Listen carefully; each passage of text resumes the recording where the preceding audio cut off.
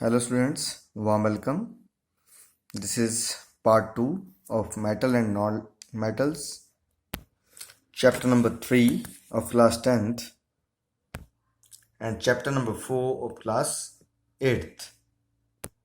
In the first part, we discussed about the physical properties, and in this part, we will go through the chemical properties.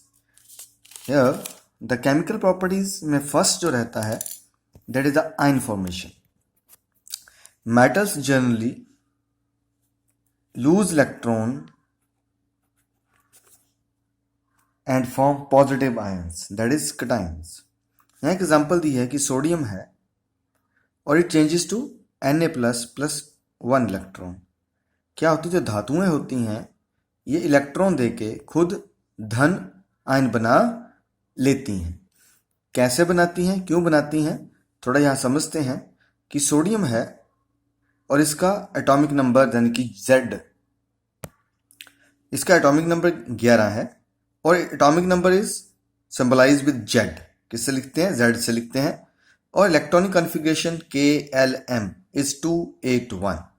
कैसे, 8 और 2 10 और plus 1 11 हो गई है. But according to magic number, अगर हम magic number की बात करते हैं तो पहले में 2 होते हैं, फिर 8 होते हैं, फिर 8 होते हैं, right. So an atom is stable if it have fulfil configuration. मतलब क्या है कि इसका जो ये वाला लास्ट वाला खाना होना चाहिए, एम जो है जब पूरा भरा होना चाहिए या पूरा खाली. अभी इसके पास 1 है, राइट.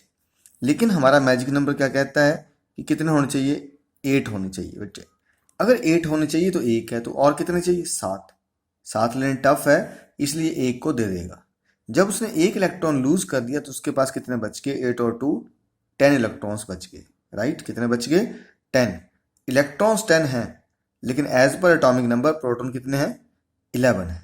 हम जानते हैं प्रोटॉन पे पॉजिटिव चार्ज होता है, तो हमारे पास 1 प्रोटॉन फालतू है और 1 इलेक्ट्रॉन कम है, इसलिए तो नेट के आ गया इसके ऊपर प्लस चार्ज आ गया. एक और एग्जांपल के साथ थोड़ा समझते हैं कि क्यों मेटल्स फॉर्म द केटायन. हमने एक मेटल ली, सपोज में हमने मेटल ले ली है, हमारे पास कौन सी लें, it's better to go with aluminium. Aluminium atomic number is 13, Z is equal to 13. It means अभी इसके ऊपर कोई चार्ज नहीं है, तो number of proton is 13 and number of electron is actually 13. As per electronic configuration KLMN की तरह, तो फर्स्ट में कितने होते हैं, 2 8 8 और 2 10 और टोटल कितने 13, तो 3 और आ गया, राइट. कॉन्फ़िगरेशन का मैजिक नंबर कहता है 288, राइट. तो इस 8 को फिल होने के लिए अभी 3 है, 5 और चाहिए, तो 5 और लेने मुश्किल है, इसलिए 3 को दे देगा. तो ये कितने इलेक्ट्रॉन दे देगा, 3 दे देगा.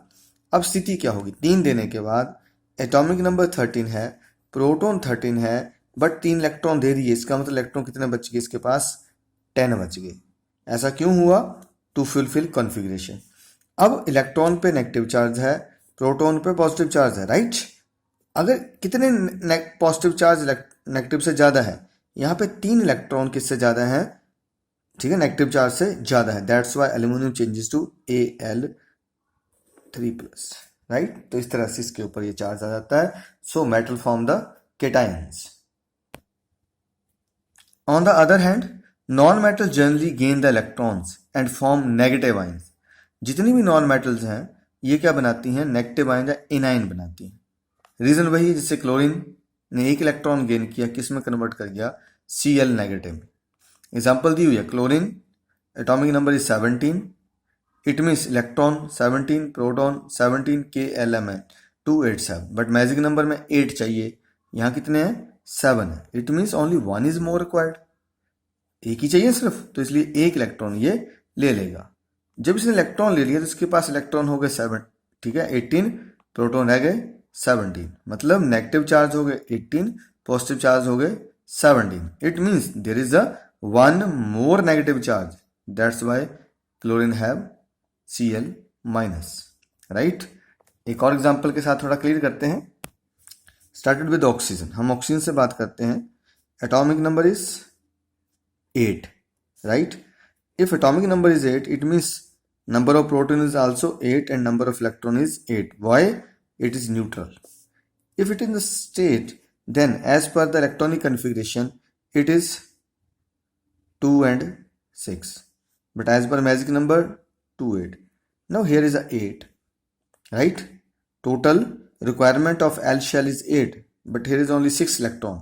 It means इसको 2 और चाहिए. या तो ये 2 ले या क्या करे, 6 को दे दे. 6 डोनेट करने मुश्किल है. It's easy to gain 2. 2 लेने आसान है, 6 बहुत ज़्यादा है देने, तो 2 आसान है लेने, तो इसलिए ये 2 इलेक्ट्रॉन को ले लेगा. एटॉमिक नंबर 8 ही रहेगा, नंबर ऑफ प्रोटॉन 8 रहेंगे. अब इसने क्या किया, 2 इलेक्ट्रॉन ले लिए, 6 to 8 हो गया.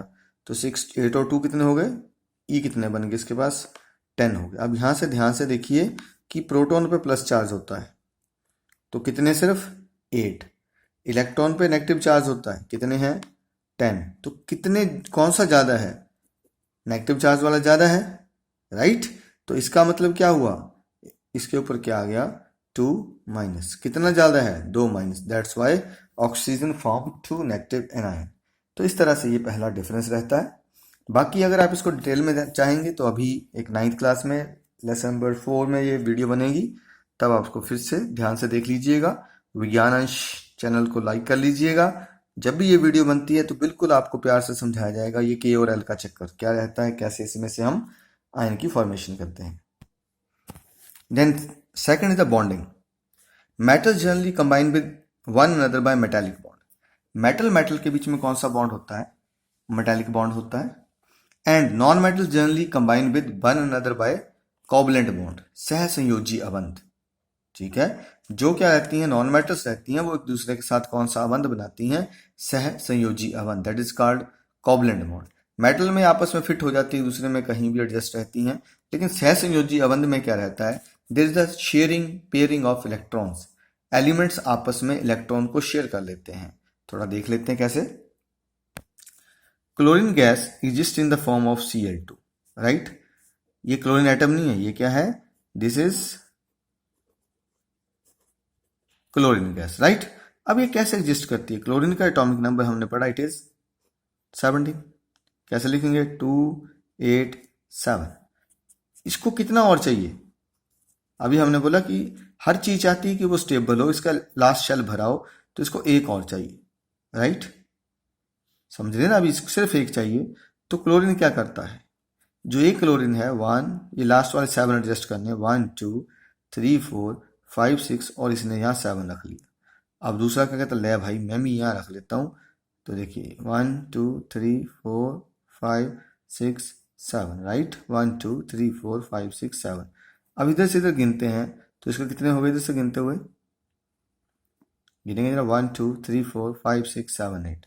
अब इधर वाले गिनेंगे तो इसको भी क्या लग रहा है कि मेरे 8 पूरे हैं, 2, 2, 6 और 2, 8. तो इसके आपस में क्या होगी, ये शेयरिंग और पेयरिंग ऑफ इलेक्ट्रॉन होगी. इसी को हम कहते हैं, ऐसे बॉन्ड क्या कहलाते हैं, these are called covalent bonds. तो यहाँ बने हैं कोवलेंट बॉन्ड की फॉर्मेशन होती है. थर्ड पॉइंट पे चलते हैं, reaction with oxygen. When metal react with oxygen they generally form the basic metal oxide. कोई भी मेटल जब नॉर्मली किसके साथ, ऑक्सीजन के साथ रिएक्ट करती है तो ऑक्साइड बनते हैं, और कौन से होते हैं, दे आर बेसिक ऑक्साइड्स रहते हैं.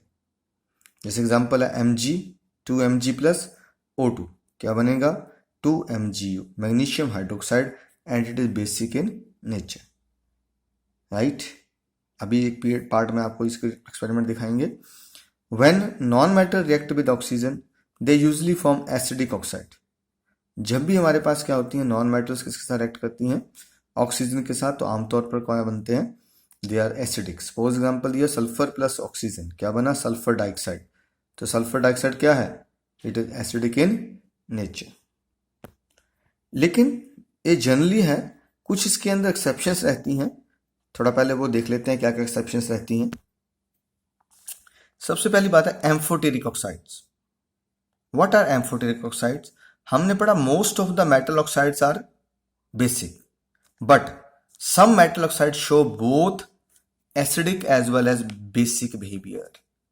हमारे पास क्या होता है, कुछ तो ऐसी क्या रहते हैं, मेटल ऑक्साइड रहते हैं जो क्या रहते हैं, एसिडिक भी होते हैं और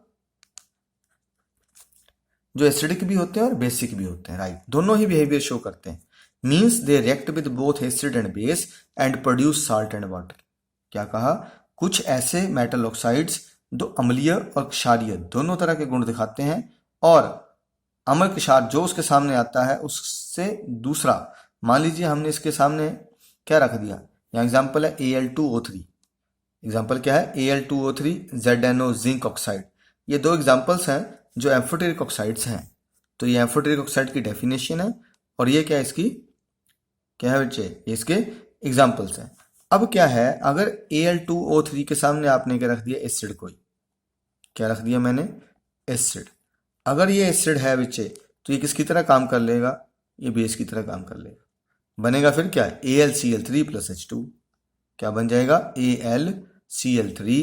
तो देखिए इसने क्या बना दिया, एल्यूमिनियम क्लोराइड का साल्ट प्लस क्या बना दिया, वाटर। हाँ, अगर आपने Al2O3 के आगे क्या रख दिया, NaOH। अब सोडियम हाइड्रोक्साइड क्या है, एक बेस है, और ये किसकी तरह काम करेगा, no it act as a, फिर अब ये एसिड की तरह काम करेगा और ये बेस की तरह बन जाएगा। ठीक है, फिर क्या बन जाएगा आपके पास, रिएक्शन आपको पता है कि एल्युमिनियम और सोडियम, वाटर अलग हो जाएगा। एल्युमिनियम और कितनी कैपेसिटी होती है, Na1Al3, ठीक है, Na3Al की फॉर्मेशन प्लस वाटर की रिएक्शन हो जाएगी। तो ऐसे ऑक्साइड्स को हम क्या कहते हैं, एम्फोटेरिक ऑक्साइड्स। ठीक है, द ऑक्साइड्स दो act both acid and base. दूसरी हमने बात की कि जो नॉर्मली जो क्या रहती है मेटल्स, वो ऑक्सीजन के साथ रिएक्ट कर जाती हैं, लेकिन इसमें भी डिफरेंसेस रहते हैं। कुछ मेटल्स तो इतनी फास्ट रिएक्ट करती हैं ऑक्सीजन के साथ moisture, in the presence of moisture, कि ये आग पकड़ लेती है। तो metals such as sodium and potassium react with moisture present in air and catch fire, so they are kept in kerosene oil. ठीक है, ये इतनी फास्ट होती हैं कि किसके साथ, एयर में जो वाटर होता है और ऑक्सीजन के साथ रिएक्ट करके इमीडिएटली, मेनली तो वाटर के साथ, मॉइस्चर के साथ रिएक्ट करके आग पकड़ती हैं। इसलिए इसको कहाँ रखा जाता है, मिट्टी के तेल में रखा जाता है। दूसरा, कुछ metals at ordinary temperature, magnesium, zinc, aluminium, they developed a coat of oxide over them at normal temperature. तो ये अगर बाहर पड़ी हैं तो नॉर्मली इस पर रिएक्शन हो जाती है, क्या मेटल ऑक्साइड बन जाते हैं। But copper react with oxygen only when it is hot. ये ध्यान रखना है, कॉपर के साथ तभी रिएक्शन होगी अगर ये हॉट होगा तो, राइट। और platinum, gold do not react with oxygen even on heating. तो यहाँ कुछ एक चीजें हैं जिस पे ध्यान रखा हमने कि अगर हम मेटल के साथ ऑक्सीजन की बात कर रहे हैं, एक रैपिड रिएक्शन रहती है, कौन कौन, सोडियम पोटेशियम, आग पकड़ी फटाफट खत्म। Normal, magnesium, zinc, aluminium, normally है ना। हीटिंग, कॉपर तब क्या हो रहा, ऑक्साइड बनेगा when we heat it. And there are certain metals those do not even react with the oxygen, जो ऑक्सीजन से रिएक्ट ही नहीं करती। अब ये जो हमने ऑक्साइड बनाए हैं, क्या ये कभी काम भी आते हैं? Yes, in the case of aluminium vessels. अगर हम एल्यूमिनियम वेसल्स को यूज करते हैं तो ये यूज होते हैं। That process is known as anodizing. क्या रहती है, एनोडाइजिंग। देखिए एल्यूमिनियम बहुत रिएक्टिव मेटल है, लेकिन फिर भी हम इसके बर्तन बनाते हैं। क्यों बनाते हैं? क्योंकि इसके ऊपर एल्यूमिनियम ऑक्साइड की एक स्टेबल लेयर चढ़ जाती है। किसकी लेयर चढ़ जाती है? एल्यूमिनियम ऑक्साइड की।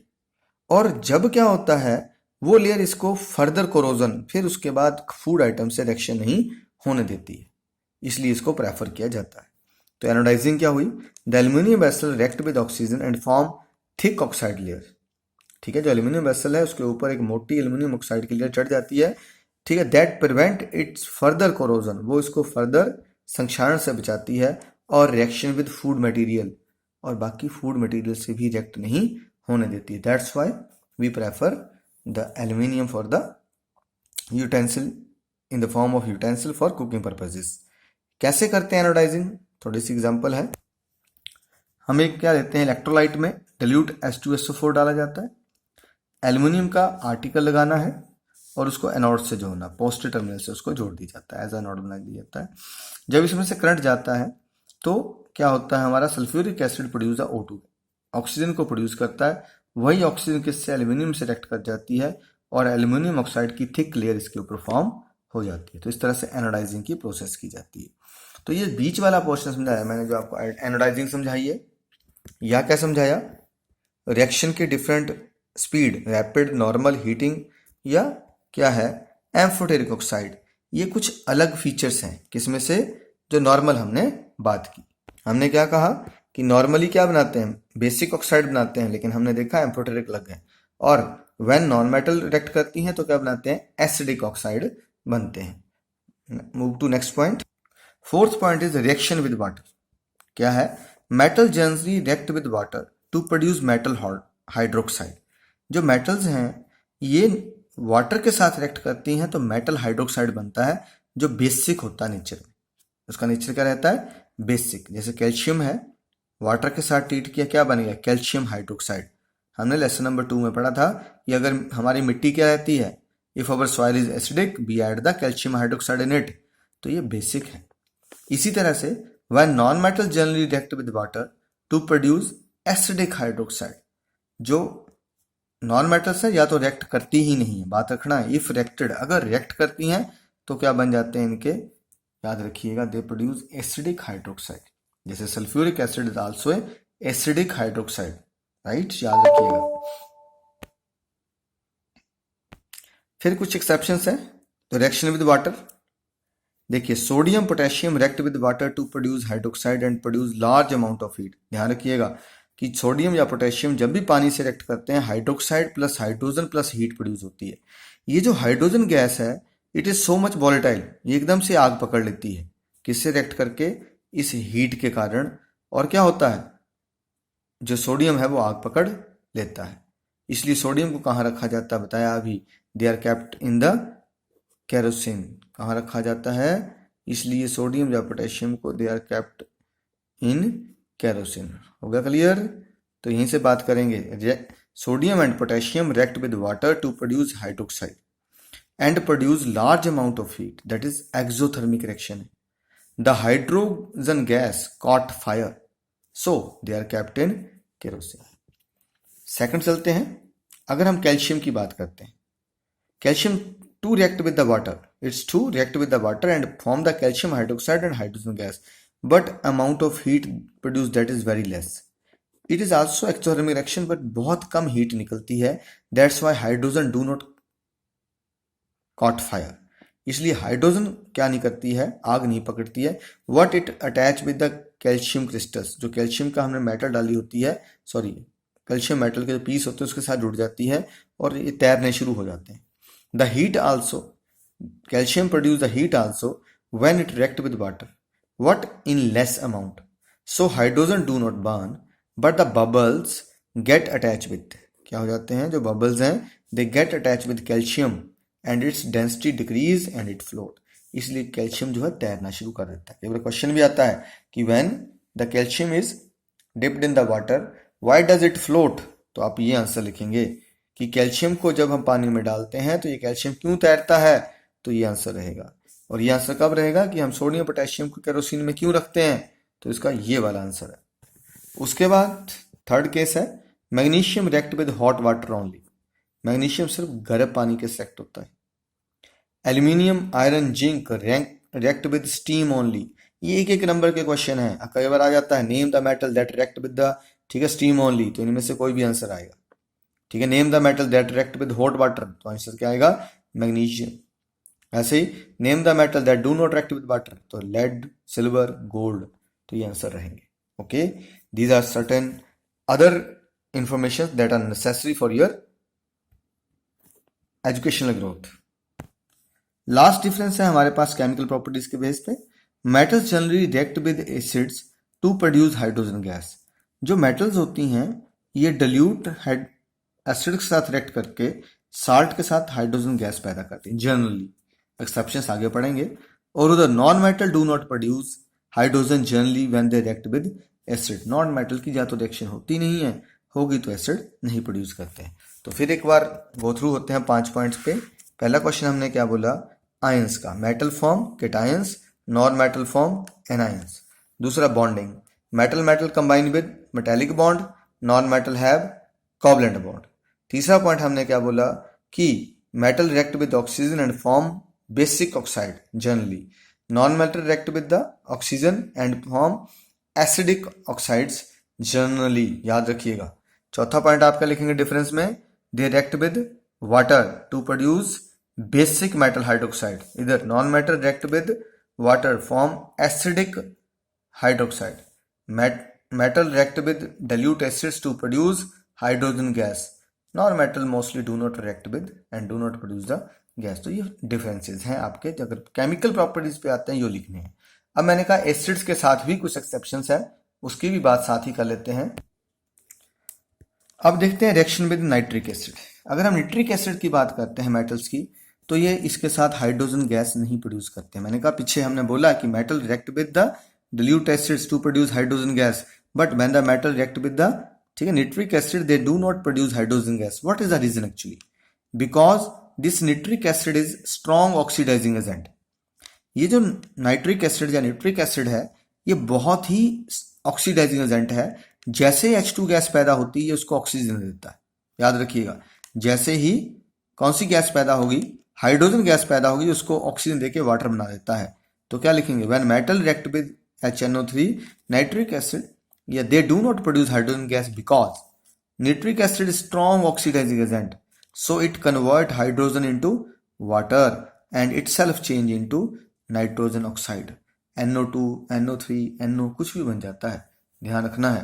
अगर क्वेश्चन आता है कि किस एसिड के साथ मेटल हाइड्रोजन नहीं प्रोड्यूस करती, तो आंसर रहेगा निट्रिक एसिड। क्यों नहीं प्रोड्यूस करती, तो क्या लिखेंगे आप, क्योंकि ये ऑक्सीडाइजिंग एजेंट है, ये खुद ठीक है हाइड्रोजन को वाटर में कन्वर्ट कर देता है, हाइड्रोजन गैस को पानी में बदल देता है। जो हिंदी वाले हैं उनके लिए भी आसानी है, मैं तभी हिंदी में इतना बोलता हूँ, इंग्लिश वालों को लिखा हुआ मिल रहा है, हिंदी वाले सुन के लिख सकते हैं।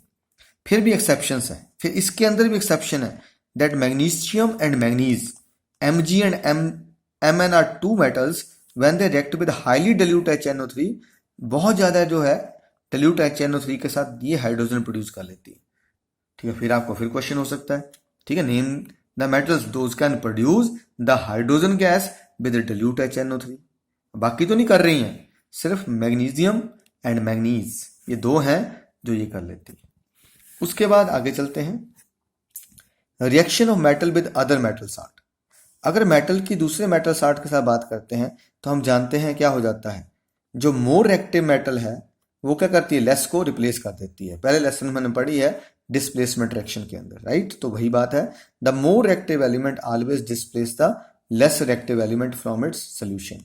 जैसे Fe में अगर हमने कॉपर सल्फेट में आयरन की कील डाली है तो क्या हो जाएगा, FeSO4 Cu बन जाएगा। लेकिन अगर FeSO4 में Cu डालते तो रिएक्शन नहीं होती। ये कहाँ से पता लगता है हमें, ये हमें पता लगता है रिएक्टिविटी सीरीज से। तो रिएक्टिविटी सीरीज की डेफिनेशन है, a list of metal arranged in the order of their decreasing activities.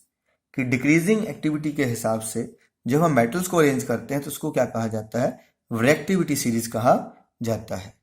हमने लेसन नंबर 1 में भी डिस्कस किया था कि क्या होना चाहिए, जब भी हो साल्ट किसका होना चाहिए, लेस रिएक्टिव का होना चाहिए, और उसके अंदर हमने क्या डालना है, जैसे हमने कहा कॉपर सल्फेट में क्या डालेंगे, आयरन डाला, तो जो इंडिविजुअल मेटल है वो ऊपर की होनी चाहिए, तो रिएक्शन होगी। CuSO4 में Fe डाला तो Fe ने क्या किया, Fe is more reactive so it displace the Cu। लेकिन मैंने कहा था अगर हम CuSO4 में सिल्वर डालेंगे तो रिएक्शन नहीं होगी। क्यों नहीं होगी, because Ag is less reactive than Cu। तो यहां से रिएक्टिविटी सीरीज से हमें पता लग जाता है कि कौन सी रिएक्शन होगी और कहां डिस्प्लेसमेंट होगी, कहां डिस्प्लेसमेंट नहीं होगी। Last property again on the basis of the acids, it is aqua regia और it is known as royal water. ध्यान रखिएगा, रॉयल जल या एक्वा रिजिया के नाम से किसको जानते हैं, it is the freshly prepared solution of concentrated hydrochloric acid and concentrated nitric acid.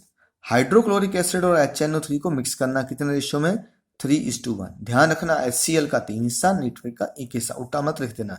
तो इस रेशियो में ही तैयार करेंगे। तो इसके अंदर इतनी कैपेसिटी होती है, दोनों से ज्यादा हो जाती है, कि ये इतना करोसिव होता है that it can dissolve the gold और प्लेटिनम। ये सोने और प्लेटिनम तक को घोल देता है। That's Y for the polishing, जो ज्वेलरी की पॉलिशिंग आप करवाने जाते हैं वो उसमें क्या चीज यूज होती है, एक्वा रिजिया। वो ऐसे नहीं पॉलिश करता जैसे जूतों पे हम पॉलिश करेंगे, तो आप क्या सोचते हैं जूतों पर पॉलिश करते हैं तो जूतों का वेट तो बढ़ता है, लेकिन कभी भी अगर ज्वेलरी को पॉलिश करवाते हैं उसका वेट घटता है। वो वेट इसलिए घट जाता है बेटे क्योंकि एक्वा रिजिया उसके ऊपर वाली परत को क्या कर देता है, डिसॉल्व कर देता है। Aqua regia dissolve the top, the uppermost और the top layer of the jewellery, that's why weight of the jewellery decrease after the polishing. तो पॉलिशिंग के बाद उसका वेट सदा डिक्रीज करता है। अभी तक इतना डिस्कस किया, अभी हम चलते हैं कुछ क्वेश्चंस की तरफ। 8th क्लास आपका question number 1, question number 2, question number 3, question number 4, question number 5, question number 6, question number 7, question number 8, इतना कर लेना है आपने, राइट। इतना करने के बाद आपके ये 8 क्वेश्चन तक तो सॉल्व होने की कैपेसिटी है। फिर भी अगर कोई प्रॉब्लम रहती है तो आप मुझे कॉल करेंगे, नंबर अभी शेयर कर रहा हूँ। 10th क्लास स्टूडेंट्स, ये क्वेश्चन नंबर 1, 2, 3, 4, 5 देख लीजिए। एंड एक्सरसाइज क्वेश्चन नंबर 1, 2, 3, 4, 5, 6, 7, ये 7 क्वेश्चन आपका एक्टिविटी सीरीज से होगा। क्वेश्चन नंबर 9, 10 हम पहले लेसन में कर चुके हैं, हो जाएगा। 11, क्वेश्चन नंबर 12 अब कंप्लीट हुआ है। क्वेश्चन नंबर 13 को थोड़ा सोचिएगा, जरूर होना चाहिए। 14 100% करेंगे और 15 इतना ज़्यादा आपका ये एक्सरसाइज सॉल्व हो चुकी है, सिर्फ 2-3 क्वेश्चन बचे हैं। तो प्लीज़ इनको सॉल्व कीजिए और आगे बढ़िए। Thank you.